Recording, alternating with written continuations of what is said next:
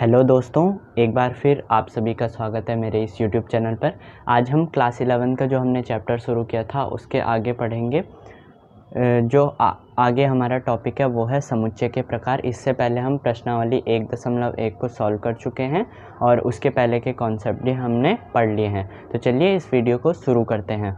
तो समुच्चय वैसे बहुत प्रकार के होते हैं, लेकिन जो हमारे पास जो पहला समुच्चय है वो है रिक्त समुच्चय। तो रिक्त समुच्चय आखिर होता क्या है कि वो समुच्चय जिसके अंदर जो अवयवों की संख्या है वो क्या होती है, शून्य होती है। यानी कि अगर कोई समुच्चय A है और मैं इस प्रकार से लिख दूं कि उसके अंदर कोई भी अवयव उपस्थित नहीं है, तो वो क्या हो जाएगा, रिक्त समुच्चय हो जाएगा। रिक्त समुच्चय या शून्य समुच्चय कहते हैं। इसे हम फाई या इस प्रकार के खाली कर्ली ब्रैकेट से दर्शाते हैं, तो वो क्या कहलाता है, रिक्त समुच्चय कहलाता है।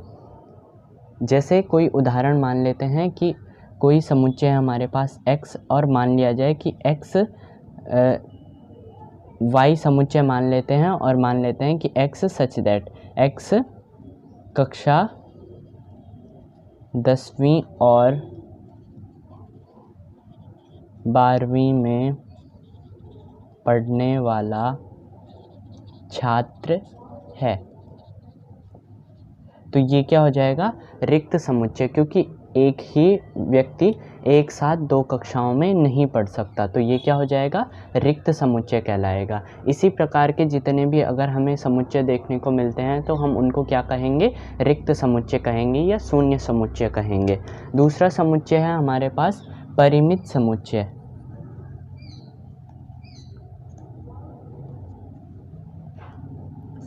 परिमित समुच्चय का मतलब क्या है कि अगर कोई हमारे पास समुच्चय है, मान लीजिए समुच्चय A है, तो उसके अंदर जो अवयव होंगे उनकी संख्या निश्चित होगी। जैसे 1, 2, 3, 4, 5 कुछ भी, मतलब जिनकी संख्या को हम गिन सकते हैं या जिनकी संख्या निश्चित हमें दे रखी होगी, वो क्या कहलाते हैं, परिमित समुच्चय। परिमित समुच्चय का एक उदाहरण देख लेते हैं।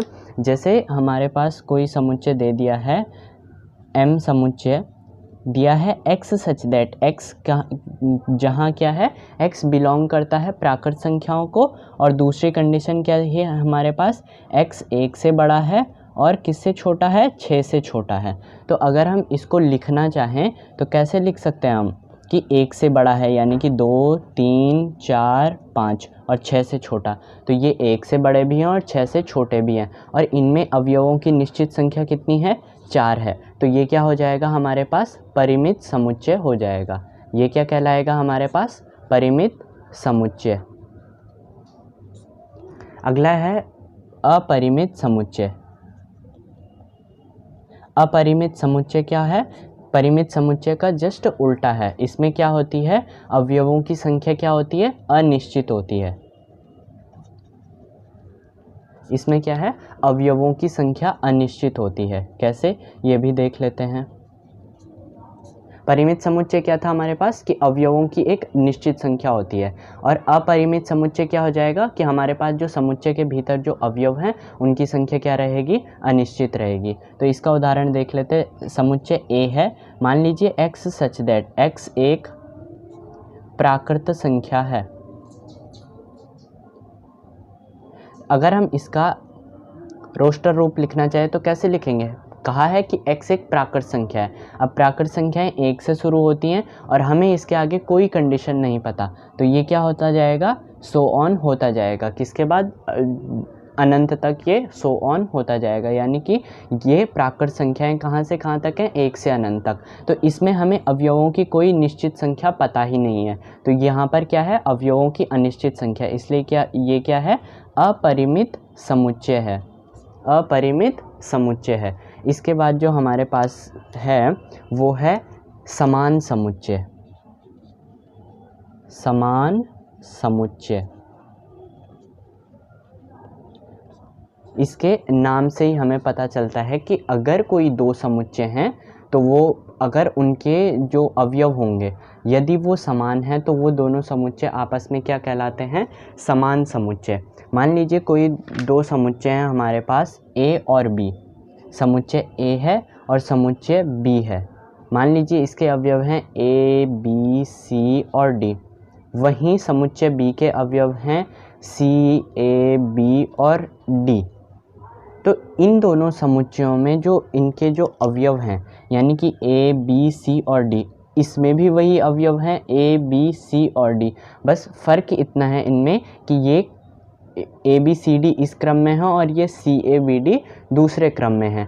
यहाँ पर ये दोनों समान समुच्चय कहलाएंगे क्योंकि इनके जो अवयव हैं वो समान हैं, भले ही उनके क्रम में अव्यवस्था हो, या ये कह सकते हैं कि वो दोनों क्रम में समान ना भी हों तब भी वो क्या कहलाएंगे, समान समुच्चय कहलाएंगे।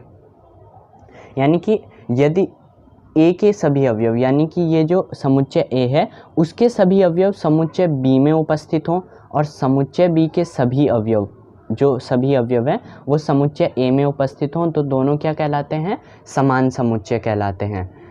इसका अगला उदाहरण देख लेते हैं। मान लीजिए हमारे पास कोई समुच्चय है, समुच्चय सी, और दिया है हमारे पास 1, 2 और 3। समुच्चय डी है हमारे पास 1, 2, 3, 2, 1। तो अब हमें देखना है कि क्या ये दोनों समान समुच्चय होंगे या नहीं।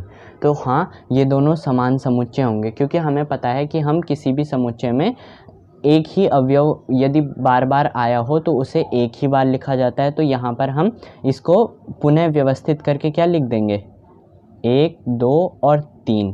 तो इसलिए यहाँ पर ये दोनों क्या हो जाएंगे, क्योंकि सी के सभी अवयव डी में उपस्थित हैं और डी के सभी अवयव सी में उपस्थित हैं, इसलिए ये क्या हो जाएगा, हमारे पास समान समुच्चय कहलाएगा। तो समुच्चय के प्रकार में क्या क्या था, रिक्त समुच्चय, परिमित समुच्चय, अपरिमित समुच्चय, समान समुच्चय, उपसमुच्चय, घात समुच्चय और सार्वत्रिक समुच्चय। तो चलिए सबसे पहले रिक्त समुच्चय की परिभाषा देख लेते हैं। रिक्त समुच्चय यानी कि एम्प्टी सेट, जिसके नाम से ही पता है कि वो समुच्चय क्या होगा, रिक्त होगा यानी कि खाली होगा। यदि किसी समुच्चय में एक भी अवयव ना हो, अब बताया कि कोई भी जो समुच्चय होगा अगर उसमें एक भी अवयव नहीं होगा तो ऐसे समुच्चय को हम रिक्त समुच्चय कहते हैं। इसे फाई, इस चिन्ह को हम क्या पढ़ते हैं, फाई, या खाली कर्ली कोष्ठक से निरूपित करते हैं। उदाहरण देख लेते हैं कि समुच्चय ए दिया है, क्या है, x सच दैट, जहाँ पर x क्या है, 5 से तो छोटा है लेकिन 7 से बड़ा है। अब हमारे पास ऐसी कोई संख्या नहीं होती जो 5 से तो छोटी हो लेकिन 7 से बड़ी हो, ठीक है। तो इसलिए क्या हो जाएगा, ये समुच्चय रिक्त समुच्चय कहलाएगा। दूसरा है परिमित समुच्चय यानी कि फाइनाइट सेट। यदि किसी समुच्चय के अवयवों की संख्या निश्चित हो तो वह समुच्चय परिमित समुच्चय कहलाता है। किसी अवयवों की संख्या क्या होनी चाहिए, जिसमें निश्चित होनी चाहिए, यानी कि जिनको हम पता कर सके कि ये कितने, आखिर में कितने अवयव इस समुच्चय के अंदर हैं। जैसे ये समुच्चय है ए, इसके अंदर हमें अवयव दे रखे हैं 1, 2, 3, 4, 5, 6। तो इसमें कुल कितने अवयवों की संख्या कितनी है, कुल 6 है। अगला है अपरिमित समुच्चय यानी कि इनफाइनाइट सेट। यदि किसी समुच्चय के अवयवों की संख्या अनिश्चित हो तो वह अपरिमित समुच्चय कहलाता है। अगर हम इसी उदाहरण को लें और उसके आगे हम सो ऑन कर दें तो वो क्या कहलाता है, अपरिमित समुच्चय। यहाँ पर अब हमें पता नहीं है कि आखिर में अवयवों की कुल संख्या कितनी है। और लास्ट है समान समुच्चय। समान समुच्चय यानी कि यदि कोई दो समुच्चय ए और बी हैं तथा यदि ए के सभी अवयव बी में हैं, ए के जितने भी सभी अवयव हैं ये सभी किस में होने चाहिए, बी में, और बी के सभी अवयव ए में होने चाहिए, तब ए और बी समान समुच्चय कहलाते। भले ही वो किसी भी क्रम में हो, वो समान समुच्चय कहलाते हैं और उनको ए बराबर बी से निरूपित करते हैं। तो ये समुच्चय ए है, इसके अवयव हैं 1, 2, 3, 4 और बी में थे 2, 1, 3, 4। तो ये क्या कहलाएंगे, हमारे पास समान समुच्चय कहलाएंगे। चलिए अब उदाहरणों को हल करते हैं। तो हमारे पास जो उदाहरण 6 है उसमें पूछा है कि निम्नलिखित समुच्चयों में, ये जो हमारे पास समुच्चय दे रखे हैं इनमें हमें बताना है कि कौन सा समुच्चय परिमित है और कौन सा समुच्चय अपरिमित है।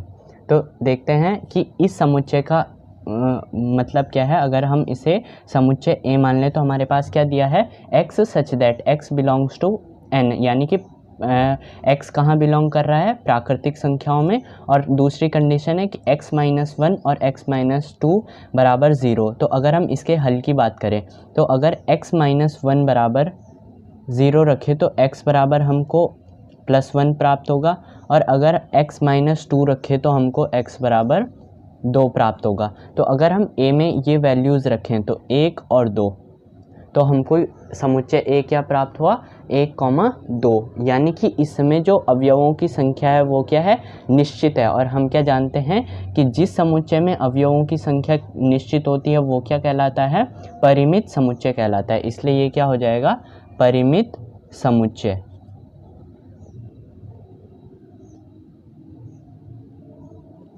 दूसरा है हमारे पास समुच्चय दिया है x such that x belongs to n, यानी कि x प्राकृतिक संख्याओं में बिलोंग करता है, और x स्क्वायर बराबर कितना दिया है हमारे पास, 4 दिया है। तो अगर हम इस समुच्चय की बात करें तो x क्या है, प्राकृत संख्याओं में बिलोंग करता है, यानी कि अगर हम x स्क्वायर बराबर 4 की बात करें तो यहाँ पर हमें x की 2 मान प्राप्त होते हैं। कौन कौन से, एक तो +2 और एक -2, क्योंकि हम जानते हैं कि प्राकृत संख्याएं कभी भी ऋणात्मक नहीं होती। इसलिए ये जो समुच्चय है, अगर हम इसे समुच्चय b माने तो यहाँ पर x का केवल एक मान आएगा, वो होगा 2। और यहाँ पर इस समुच्चय b में अवयवों की एक निश्चित संख्या है। यहाँ पर कुल अवयव कितने हैं, एक अवयव है, तो इसलिए ये भी क्या हो जाएगा, परिमित समुच्चय हो जाएगा।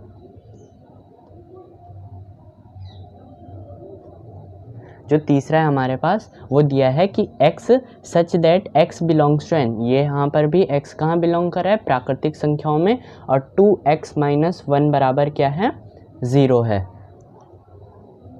2x-1 बराबर क्या है, 0 है। अब देखते हैं यहाँ पर x की वैल्यू, 2x-1 बराबर 0, तो यहाँ पर x बराबर कितना आया, 1/2। और क्योंकि दिया है कि x कहाँ बिलोंग करता है, प्राकृत संख्याओं में, प्राकृतिक संख्याएं कहाँ से शुरू होती हैं, 1, 2, 3, 4 और सो ऑन तक। तो यहाँ पर ये कितना है, ये 1 से छोटा है, और कभी भी जो प्राकृत संख्याएं होती हैं वो भिन्नात्मक रूप में नहीं होती। इसलिए ये जो समुच्चय होगा, अगर हम इसे समुच्चय C मान लें तो ये क्या हो जाएगा, रिक्त समुच्चय, या फिर हम इसको क्या कहेंगे, फाई। तो इसमें भी जो रिक्त समुच्चय होता है वो भी क्या कहलाता है, परिमित समुच्चय, क्योंकि उसमें भी अवयव निश्चित, हमें पता है कि उसमें कोई अवयव नहीं है, मतलब कि हमें निश्चितता है उस बात की। इसलिए ये भी क्या हो जाएगा, हमारे पास परिमित समुच्चय हो जाएगा। ठीक है, अब आगे बात करते हैं, x such that x belongs to n, x कहाँ बिलोंग कर रहा है, प्राकृतिक संख्याओं में, और x एक अभाज्य संख्या है।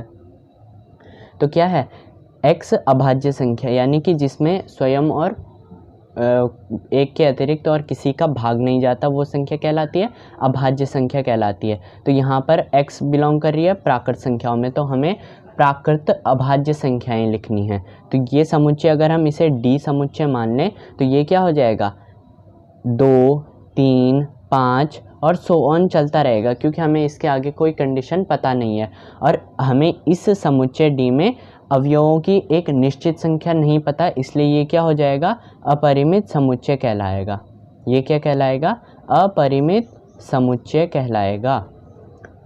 इस उदाहरण 6 का जो आखिरी पार्ट है वो ये है कि समुच्चय x दिया है हमारे पास, x such that x belongs to n, यानी कि प्राकृत संख्याओं में x बिलोंग करता है, और x एक विषम संख्या। अगर हम इसको समुच्चय E मान लें तो x एक विषम संख्या है, यानी कि 1, 3, 5, 7 और सो ऑन। यहाँ पर भी हमें कोई दूसरी कंडीशन नहीं दी है। इसका मतलब क्या है, इस समुच्चय में भी अवयवों की संख्या जो है वो क्या है, अनिश्चित है, इसलिए ये भी क्या हो जाएगा, अपरिमित समुच्चय कहलाएगा।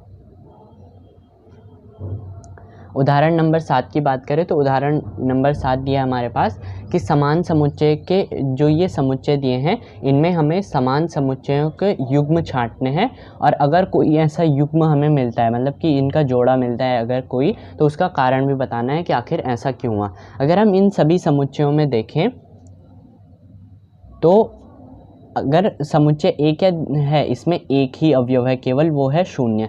अगर हम समुच्चय B की बात करें, समुच्चय A तो हमारे पास दिया है रोस्टर रूप में, अगर हम समुच्चय B को भी रोस्टर रूप में लिखें तो यहाँ पर दिया है x किससे बड़ा है, 15 से बड़ा है और दूसरी कंडीशन है x 5 से छोटा है। तो ऐसी तो कोई संख्या होती नहीं है, इसलिए b या तो कर्ली कोष्ठक लिख लेते हैं या फिर हम लिख लेते हैं फाई। c का अगर हम रोस्टर रूप बनाएं तो यहाँ पर भी केवल एक ही अवयव प्राप्त होगा, क्योंकि x - 5 बराबर 0 है तो x की केवल एक ही वैल्यू आएगी, वो होगी 5। यहाँ पर दिया है जो d है हमारे पास, वो क्या है, अगर हम इसका रोस्टर रूप बनाएं तो x² बराबर 25। x² बराबर 25 कब होगा, जब अगर हम x की वैल्यूज़ निकालें तो एक आएगी -5 और एक आएगी +5। यहाँ पर क्या है, दो अवयव हैं होंगे। अगर हम e का भी रोस्टर रूप बना दें तो क्या होगा, समीकरण x² - 2x का धनमूल है। मतलब अगर इसके जो दो आंसर आएंगे, अगर उनमें से एक प्लस का हो और एक माइनस का, तो हमें उससे केवल धन वाला ही लेना है, यानी कि पॉजिटिव वैल्यू ही लेनी है। अगर हम इसकी वैल्यू निकालें तो इसमें कितना आएगा, ई में आएगा केवल अगर हम इनके गुणनखंड कर दें तो इनके गुणनखंड से हमको क्या प्राप्त होता है, इस द्विघात समीकरण के गुणनखंड से एक तो हमको प्राप्त होता है x - 5 और एक प्राप्त होता है x + 3। तो x की दो वैल्यूज़ कौन कौन सी हैं, एक तो -3 आ रही है और दूसरा +5। तो यहाँ पर बोला है हमको केवल धनमूल ही लेना है, तो इसलिए हम केवल यहाँ पर 5 को ही लेंगे। अब यहाँ पर देखें तो क्या होगा कि यहाँ पर केवल एक ही अवयव होगा, वो होगा 5। अब हम इनको ढंग से देखते हैं तो क्या होगा, यहाँ पर हमें इनमें समान और असमान ढूंढने हैं। तो अगर देखें तो a और b में ये दोनों असमान हैं, a is not equal to b। फिर a और c भी बराबर नहीं है, a और d भी बराबर नहीं है, क्योंकि यहाँ पर 0 है, यहाँ पर तो 0 है ही नहीं। a is not equal to d और e में भी क्या है, 0 उपस्थित नहीं है और ना ही a में 5 उपस्थित है, इसलिए ये क्या हो जाएगा, a is not belong to e हो जाएगा। ऐसे ही अगर हम b को भी देखें तो b भी किसी के साथ युग्म नहीं बनाता, यानी कि b किसी के साथ भी समानता प्रदर्शित नहीं करता है। यहाँ पर अगर हम c और e को देखें तो c बराबर e हमें प्राप्त होता है। कैसे कि c में भी एक ही अवयव है जो है 5 और e में भी एक ही अवयव है वो है 5, इसलिए c और e क्या हो जाएंगे, बराबर हो जाएंगे। बाकी हमें ऐसा कोई जोड़ा प्राप्त नहीं होता यहाँ पर कि जो समानता प्रदर्शित कर सके। अब आखिरी उदाहरण है उदाहरण नंबर 8। पूछा है कि निम्नलिखित समुच्चय युग्मों, ये जो हमें समुच्चय के जोड़े दिए हैं इनमें हमें समान और असमान बताने और अपने उत्तर का कारण भी देना है। तो पहला है जो है x, यानी कि यहाँ पर समुच्चय x दिया है शब्द अलौय के अक्षरों का समुच्चय, तो हम लिखते हैं a, l, o और y। और समुच्चय b दिया है हमारे पास शब्द लॉयल के अक्षरों का समुच्चय, तो यहाँ पर हो जाएगा l, o, y और a।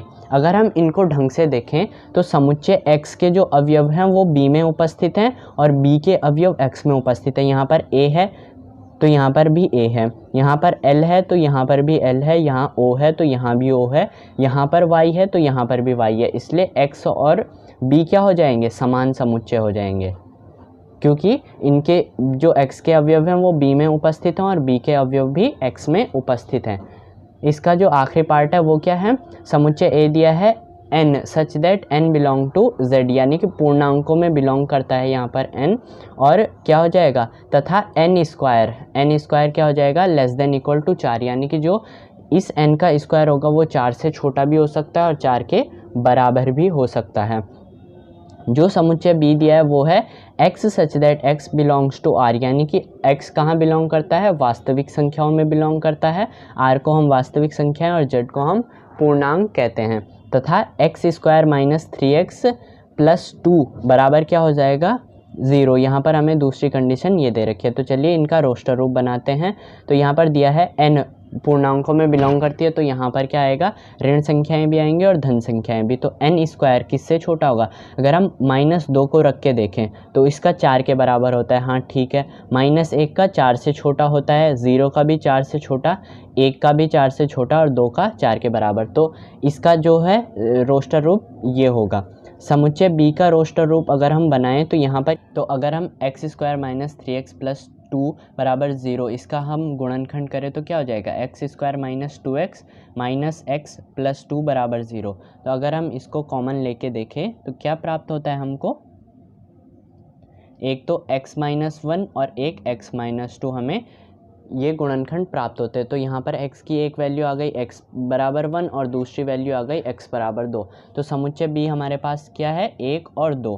तो अब अगर हम इन दोनों की तुलना करें, समुच्चय a और b की, तो समुच्चय a का जो एक अवयव है 1 वो b में भी और ये वाला भी यानी कि 2 भी दोनों में उपस्थित है, लेकिन ना तो -2 -1 0 b में उपस्थित है और ना मतलब कि इसके जो बाकी जो अवयव हैं वो समुच्चय b में उपस्थित नहीं है। इसलिए क्या हो जाएगा, a is not equal to b, क्योंकि न तो 0 बिलोंग करता है b को, न ही -1 बिलोंग करता है b को, और न ही -2 बिलोंग करता है b को। इसलिए ये क्या हो जाएगा हमारे पास, समुच्चय a और b बराबर समुच्चय नहीं होंगे।